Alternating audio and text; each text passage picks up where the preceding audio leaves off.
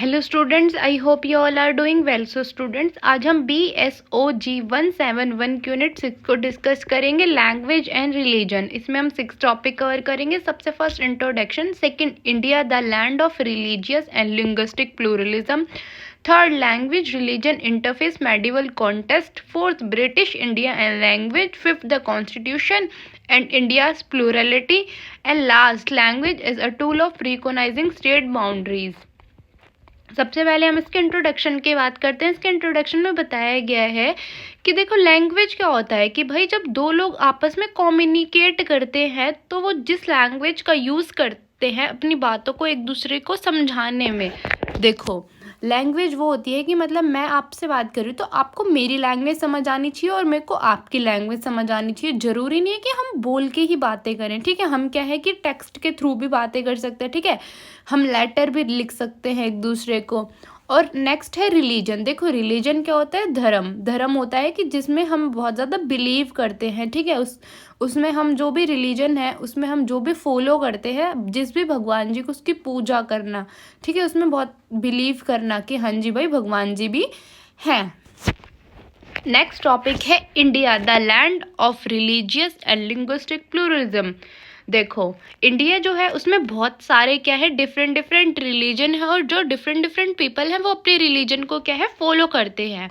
सबसे फर्स्ट है indigenous religion. जैसे जो हमारा हिंदुज़म है वो क्या है कि बहुत ही ज़्यादा प्रीडोमिनेंट रिलीजन है कि भाई जैसे अगर 100% पॉपुलेशन है तो उसमें 50% जो लोग हैं वो क्या है, हिंदुज़म को फॉलो करते हैं, ठीक है। उनके ट्रेडिशंस को फॉलो करते हैं, उनके रिचुअल्स को फॉलो करते हैं। बुद्धिज़्म किसके द्वारा फाउंड किया गया था? सिद्धार्थ गौतम के द्वारा, जिनका नाम था बुद्धा। जैनिज्म, ये आपका नॉन वायलेंस है, आशिमा के द्वारा, और इसमें जो भी क्या है रूल्स एंड रेगुलेशंस है वो स्ट्रिक्टली फॉलो करने होते हैं सब लोगों को, ठीक है। और सिखिज्म है, ये आपका 15th सेंचुरी में आया था। ये सिर्फ एक ही भगवान जी है इनका जिनको ये फॉलो करते हैं। Religion introduce to India. देखो, डिफरेंट डिफरेंट रिलीजन्स के बारे में बताया गया है। जैसे सबसे फर्स्ट है इस्लाम, ये आया था 7th सेंचुरी में, ठीक है, थ्रू ट्रेड आया था ये। क्रिश्चियनिटी, ये 1st सेंचुरी में आया था कॉलोनियल रूल में, ठीक है। नेक्स्ट है लिंग्विस्टिक प्लूरलिज्म इन इंडिया। देखो, इसमें डिफरेंट डिफरेंट लैंग्वेजेस के बारे में बताया गया है। देखो, जैसे कि हमारी 22 ऑफिशियल लैंग्वेज हैं, इसमें हिंदी, बंगाली, तमिल, तेलुगु, मराठी और उर्दू को मिला के। तो लैंग्वेजेस फैमिली देखो, जो इंडो आर्यन फैमिली है वो हिंदी बोलती है, बंगाली बोलती है और पंजाबी बोलती है, ठीक है। जो द्रविड़न फैमिली है वो तमिल बोलती है, तेलुगु बोलती है और कन्नड़ा बोलती है। और जो एस्ट्रोएस्टिक फैमिली है वो संतली बोलती है। जो तिब्बत ब्राह्मण है वो मणिपुरी और बोधो बोलते हैं। और जो अंडमानीज हैं वो ट्राइब्स लैंग्वेज है उनकी, ठीक है। नेक्स्ट टॉपिक है language religion interface medieval contest. इसमें फर्स्ट है रिलीजन टेक्स्ट एंड लैंग्वेज। जो हमारा देखो, जो हमारा मेडिवल यूरोप है उसमें जो लैटिन है वो क्या है, सबसे डोमिनेटिंग रिलीजन है। ज़्यादातर लोग क्या है उसी रिलीजन को फॉलो करते हैं, ठीक है। उसी रिलीजन को बहुत ही अच्छी तरह सेलिब्रेट करते हैं। Arabic in Islamic contest. In the Islamic world अरेबी had a lead sacred status. देखो, इस्लामिक वर्ल्ड में जो अरेबिक लैंग्वेज है वो क्या है, एक डोमिनेटिंग लैंग्वेज है। तो मतलब वहाँ के जो स्टूडेंट्स हैं, ठीक है, वहाँ के जो भी इंडिविजुअल्स हैं उनको अरेबिक ज़रूर आती होगी। Language as a marker of religious authority, clarity and language, कि भाई हम जो भी लैंग्वेज बोले वो क्या है, सब लोगों को समझ आनी चाहिए, ठीक है। ये नहीं है कि आपको अरेबिक आती है, मुझे हिंदी आती है और हमें एक दूसरे की बात ही समझ नहीं आ रही। मतलब बिल्कुल क्या है, क्लियर कट बातें हमें समझ आनी चाहिए। और जिस भी रिलीजन को हम फॉलो करते हैं हमें उसके बारे में क्या है, सब चीज़ें पता होनी चाहिए। अगर हम चर्च में जाते हैं तो हमें वहाँ के बारे में पता होना चाहिए। अगर हम टेम्पल्स में जाते हैं तो हमें वहाँ के बारे में हर एक चीज़ पता होनी चाहिए कि कल को कोई भी पूछे कि ये इस रिलीजन में क्या है तो आप क्या है बहुत ही ईजिली बता सके, ठीक है। नेक्स्ट टॉपिक है British India and language and colonial administrative. देखो, हमारी वैसे तो कोई ऑफिशियल लैंग्वेज है नहीं, पर देखो क्या है कि ज़्यादातर लोगों को इंडिया में या तो हिंदी आती है या इंग्लिश आती है। देखो इंग्लिश जो है हमारी वो ऑफिशियल पर्पसेस के लिए यूज़ होती है, इसका मतलब ये नहीं है कि वो ऑफिशियल लैंग्वेज है, ठीक है, वो सिर्फ ऑफिशियल पर्पस के लिए, जिसको जो लैंग्वेज आती है उसी के लिए वो क्या है, ऑफिशियल लैंग्वेज है। बस आपस में एक दूसरे को क्या है वो लैंग्वेज समझ आनी चाहिए, ठीक है। लैंग्वेज एंड नेशनलिज्म, देखो Indian nationalist debate the role of English and vernacular language in the freedom struggle. Leaders like Mahatma Gandhi promoted the use of Hinduism. भाई जो हमारे महात्मा गांधी थे उनने ज़्यादा से ज़्यादा हिंदी और उर्दू को प्रमोट किया, ठीक है। बट जो भी जैसे हम मॉडर्नाइजेशन की तरफ बढ़े तो क्या है कि इंग्लिश जो है वो हमारी ऑफिशियल पर्पसेस के लिए यूज़ होने लग गई वो लैंग्वेज, ठीक है। और वैसे तो देखो जो भी हमारे न्यूज़पेपर पैम्पलेट्स है उस पर आपने देखा होगा कि भाई डिफरेंट डिफरेंट लैंग्वेजेस में क्या है उसी चीज़ के बारे में लिखा होता है, इंग्लिश में भी लिखा होता है, हिंदी में भी लिखा होता है, उर्दू में भी लिखा होता है, जिससे क्या है कि वो ज़्यादा से ज़्यादा लोगों को समझ आ सके। नेक्स्ट टॉपिक है the constitution and India's plurality.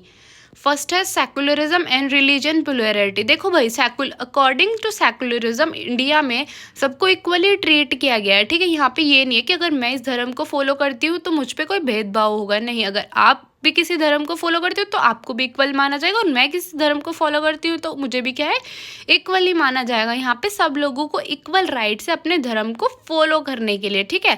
Article 28 बोलता है कि भाई हम सबको इक्वल एजुकेशन सिस्टम प्रोवाइड करेंगे, बेशक वो किसी भी धर्म को फॉलो करता है, किसी भी लैंग्वेज को फॉलो करता है, या फिर वो किसी भी कास्ट का है वो, ठीक है। उसके अकॉर्डिंग किसी में भी हम क्या है भेदभाव नहीं करेंगे, ठीक है। और आर्टिकल 15 में बताया गया है कि हमें कोई हक नहीं है कि हम किसी के भी रिलीजन, रेस, कास्ट या फिर सेक्स या फिर प्लेस ऑफ बर्थ पे हम क्या है डिस्क्रिमिनेट करें, ठीक है। जो हम पहले अनटचेबिलिटी को मानते थे उसको भी क्या किया है हमने हटा दिया है कि भाई ऐसा कुछ नहीं होता कि अपर कास्ट जो है वो लोअर कास्ट को टच नहीं कर सकती, सिर्फ क्या है मन का वहम है, ठीक है। और आर्टिकल 46 में बताया गया है कि जो भी हमारी शेड्यूल्ड कास्ट है, शेड्यूल्ड ट्राइब्स है, फिर वीकर सेक्शन है, उसको भी हम इक्वली एजुकेशन प्रमोट करेंगे, ठीक है। इकोनॉमिक इंटरेस्ट में उनको भी बिल्कुल पार्टिसिपेट कराएंगे, ठीक है। आर्टिकल 19 में बताया गया है कि हम क्या है सबके राइट्स को इक्वली सबको हम क्या है इक्वली राइट्स देंगे, बेशक वो किसी भी माइनॉरिटी से बिलोंग करता है, किसी भी शेड्यूल्ड कास्ट, किसी भी शेड्यूल्ड ट्राइब से बिलोंग करता है, इस बात से कोई भी फर्क नहीं पड़ता, ठीक है। नेक्स्ट टॉपिक है language as a tool of reorganising state boundaries. ये हमारा लास्ट टॉपिक है इस चैप्टर का। सबसे फर्स्ट है language policy and national integration.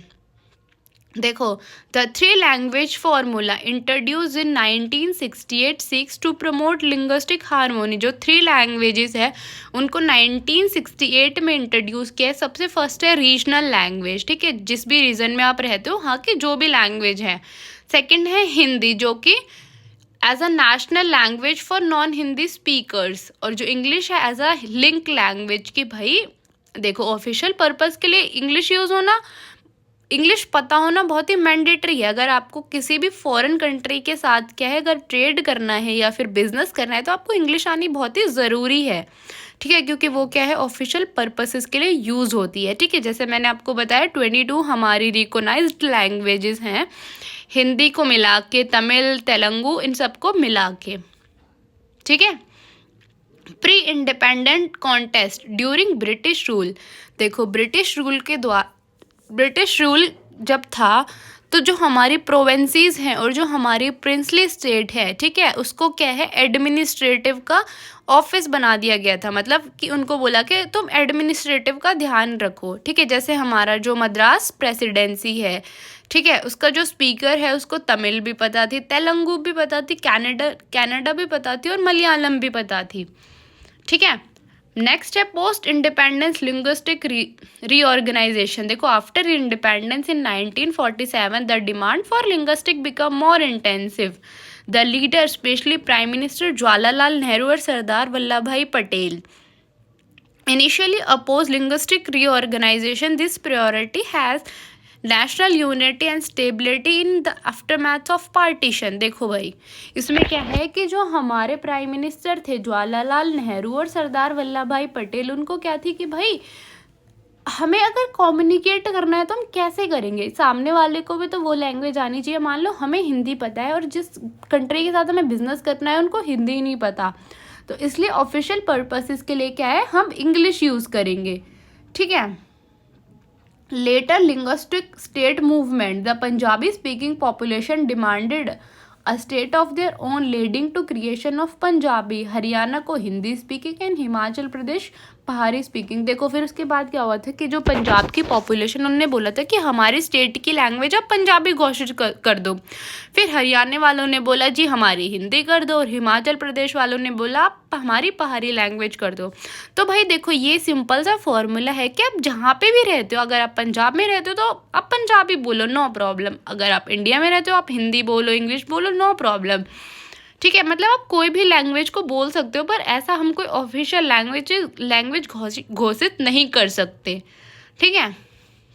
देखो बेनिफिट ऑफ लिंग्विस्टिक स्टेट्स का क्या बेनिफिट है। सबसे फर्स्ट है कल्चरल प्रिवेसी। देखो अगर किसी भी, मान लो आप पंजाब में जाते हो तो वहाँ पे सब लोग क्या है, पंजाबी बोलेंगे, तो इसका बेनिफिट है कि उनका ज़्यादा से ज़्यादा कल्चर और फैलेगा, उनकी लैंग्वेज ज़्यादा से ज़्यादा क्या है, प्रमोट होगी, ठीक है। लोगों को उनके बारे में और ज़्यादा पता चलेगा कि अच्छा जी पंजाब में पंजाबी बोली जाती है, हरियाणा में हिंदी बोली जाती है, तो इससे क्या है कि उनका धर्म और ज़्यादा फैलेगा, ज़्यादा से ज़्यादा लोगों को उसके बारे में पता होगा, ठीक है। आई होप कि आपको ये यूनिट समझ आई होगी। अगर आपको फिर भी कोई डाउट है तो आप मेरे से कमेंट्स में पूछ सकते हैं। And thank you for watching.